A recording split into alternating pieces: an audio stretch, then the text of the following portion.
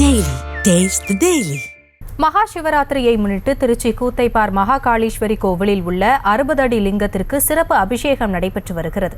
இது குறித்த கூடுதல் விவரங்களோடு இணைகிறார் எமது செய்தியாளர் கதிரவன் முழு விவரங்களை வழங்கலாம். வணக்கம். ஒவ்வொரு ஆண்டும் மாசி மாதம் வரும் சிவராத்திரி தினம் மகா சிவராத்திரியாக கொண்டாடப்படுகிறது. இந்த தினத்தில் சிவபெருமன் அருள் கோயில் சிறப்பு வழிபாடுகள் நடத்தப்படுவதாலும் மாதந்தோறும் சிவராத்திரி வந்தாலும் மாசி மகா சிவராத்திரியாக சிவன் கோயில் கொண்டாடப்படுகிறது. இந்த நாளில் 33 கோடி தேவர்களும் சிவனை பூஜிப்பார். சிவராத்திரி பூஜை முதல் பார்வதி முன்னின்று நடத்தினால் அதில் மகிழ்ந்த சிவன் அருளை வருவதாக வழக்கம்.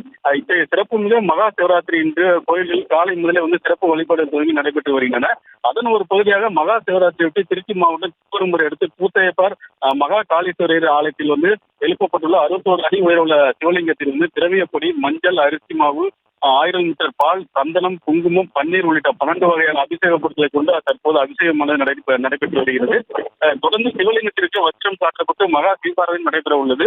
இதனைத் தொடர்ந்து 60 அடி உயர சிவலிங்க திருமணி நிறுவப்பட்டு 1000 லிட்டர் பால் மூலம் அபிஷேகம் என்பதால் சுற்று வட்டார பகுதியில் இருந்து பெருந்திரளான பக்தர்கள் கலந்து கொண்டு வழிபட்டு வருகின்றனர். இதனைத் தொடர்ந்து இரவு 4 கால பூஜைகள் நடைபெறும். இந்த பூஜையில் பக்தர்கள் கலந்து கொண்டு விடிய சிவராத்திரி அன்று கண் விழித்து சிவனை தரிசனம் செய்து வருவார்கள். விவரங்களுக்கு நன்றி கதிரவன். Taste the Daily.